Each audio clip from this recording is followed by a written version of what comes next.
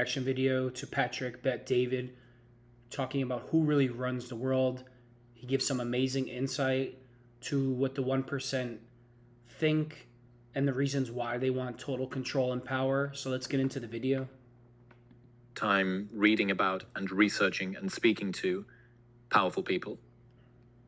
Who do you think really runs the world? You're going to go there, huh, with the question. Who do I think runs the world? So I used to ask the question, I said, who's got the most power in America? Is it Congress? Is it president? Is it the CEOs of virtual governments? We're talking Google, Twitter, Facebook, those guys, Amazon, or is it billionaires? Okay, the most richest man in the world. Who's got the most power? And you'd be amazed how few people say president. Because they come and go, The famous quote with Putin that he says, American presidents, you don't have to worry about it. They're going to be there 4 to 8 years. Some suits are running, and run the country behind closed doors. And he's got a very good point when he says something like that, Putin. But to me, there are a lot of alliances being built. So if you and I were to think about aspirational type of people, okay, you know how they say, well, Michael Jackson eventually got to a point where he got so many different girls that he started trying with this and he started trying with this. And a lot of these people in Hollywood have so much sex with so many different people that they become creative and they do dumb things, right? Okay. Like, let's talk about that for a second. Look at the human mind or the human animal. You know how many people on the planet are super lonely? They can't even get a person to have a conversation with them.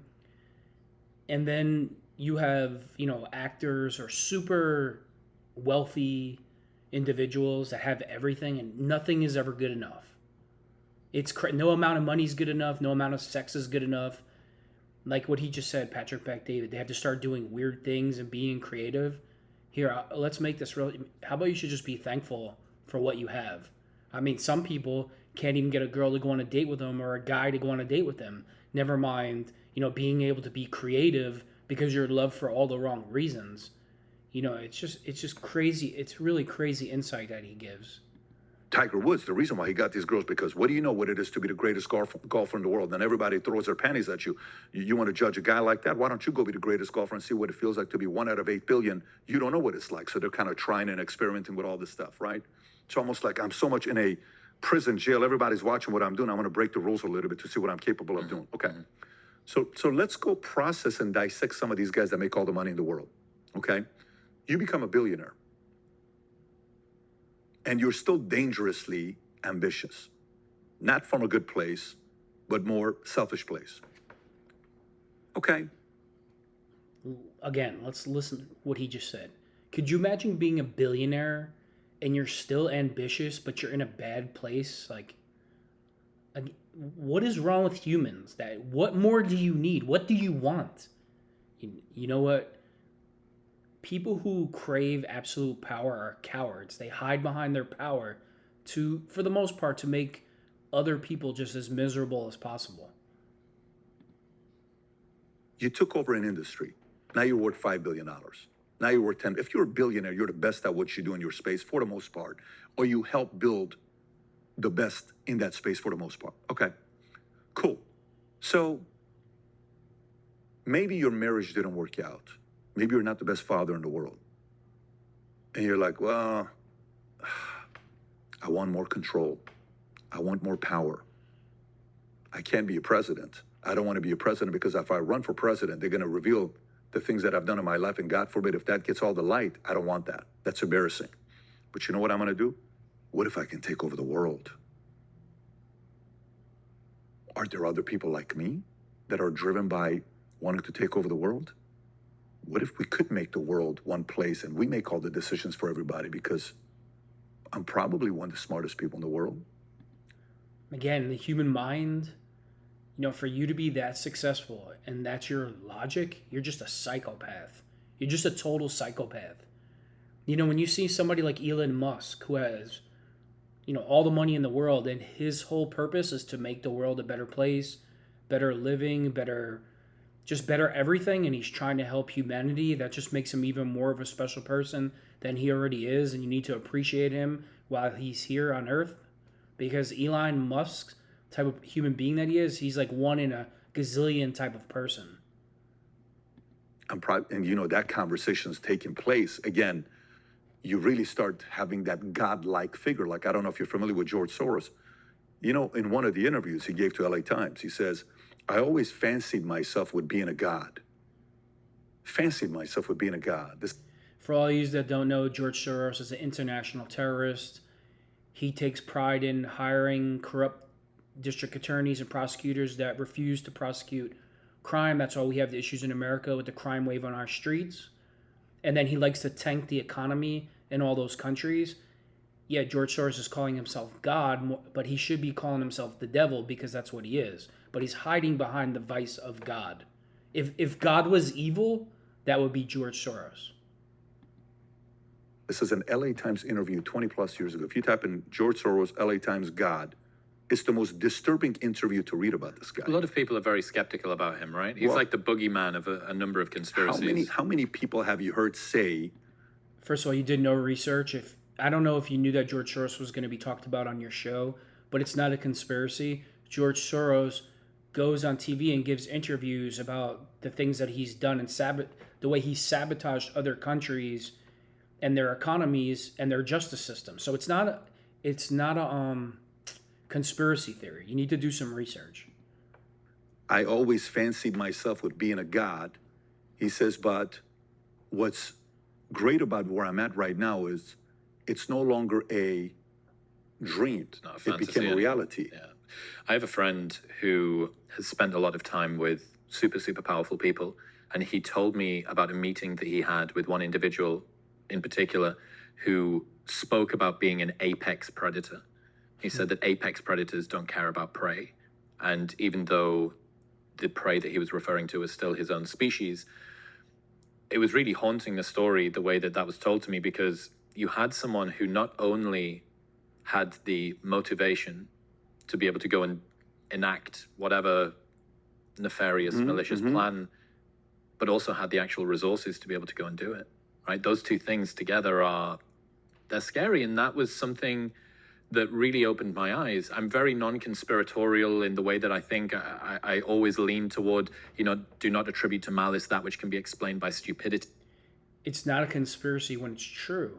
And when it's not a conspiracy when these types of things come out of their own mouths. Like, why when an individual reveals a sinister plan by other humans, and most of those times those other bad humans, they admit that what their sinister plan is, the person that reports about that plan is a conspiracy theorist. That logic makes no sense whatsoever. Do not attribute to coordination that which can be explained by coincidence. And yet, the more that I read and the more that I learn about things, the more there seems to be there, right? Yeah. People are offended by different things. Some people being offended in their deepest insecurities, they're willing to use their ambitions to go to certain levels that at that point, they're not thinking about the consequences of ruining a lot of people's lives. That's not something they're thinking about at that level. So Hitler was offended. When you read Mein Kampf or you study what Hitler did, he was simply offended. Somebody offended him.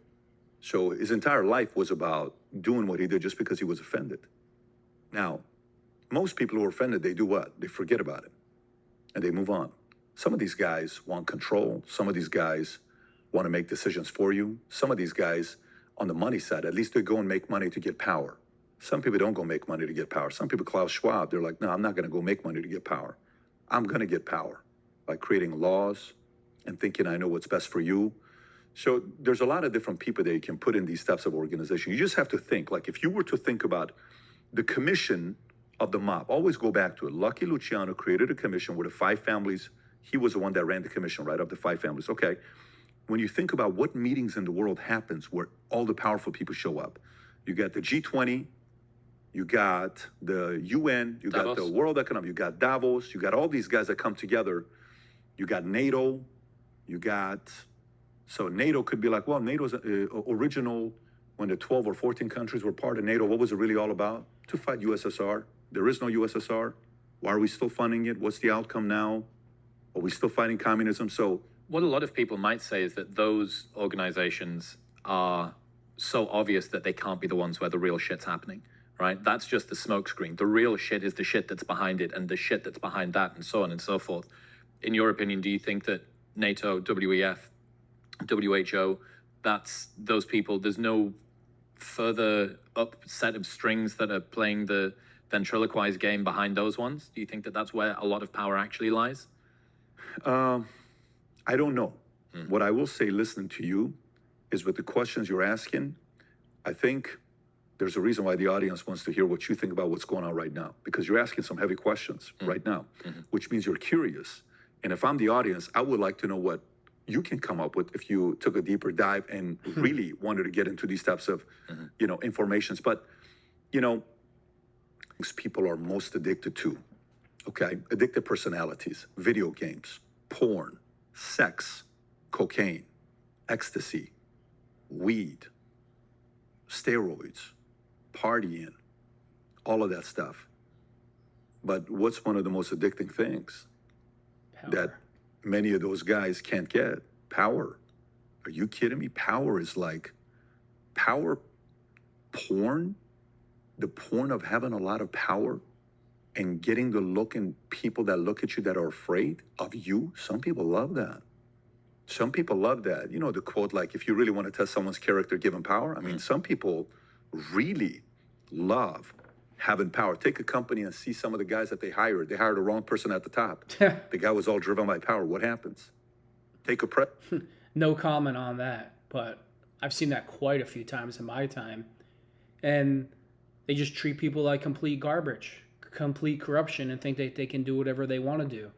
And they could care less about you. If you don't go along with their narrative for the day, they have no problem crushing you, taking your livelihood away, and just turning your name in just a total mud where you just become an absolute nobody and a pariah. President that becomes a president, and he realizes he can use the justice system against his opponent. What happens? They got that power. It's a lot of power to give to somebody, right? Yeah. So, those people, I believe, are out there. Some of them are 100% money people, because money talks, and you can have a lot of influence. You need with funds them. to do anything, right? You do. It's going to be the money people, but there's also the other power players behind closed doors that, in the movie Moneyball, Jonah Hill plays. I don't know if I'm saying his name correctly. He plays the role of the guy that Brad Pitt is sitting there saying, "Why is this GM of Cleveland Indians keeps looking at that guy?" Doesn't get on base. Who the hell are you? Right? In John Maxwell or Dale Carnegie wrote about this in a book, saying the law of E.F. Hutton. E.F. Hutton was in the room that every time the guy was making a decision, he wouldn't make a decision until he asked about E.F. Hutton. So here's what we're going to do. So a proposal? Okay, great. Hey, E.F. Hutton, what do you think about it? Okay, we're not going to be doing it. Great. The world is filled with like Henry Kissinger. I don't know how much you know about Henry Kissinger. That guy's an E.F. Hutton, if there ever was one. There's a lot of those guys that are the brains behind the faces that we see. And most of the times, the best E.F. Huttons, no one ever finds out who they were. No one ever finds out who those guys are. So Patrick Bet-David is saying that the people that really run the world, it's not about money, it's not about sex, it's just about absolute corrupt power. And a lot of them get off on seeing the average man that is not as corrupt as them, as not as successful as them, that just wants to live and, make a decent wage, that doesn't need every material item on the world to make him happy. A lot of those elite get off on seeing that person as uncomfortable and as much pain as possible. They're psychopaths. That explains why a lot of the decisions that you see in America now make absolutely no sense. Because the psychopaths and sociopaths that are really running the world, they want to see the average person do nothing but suffer.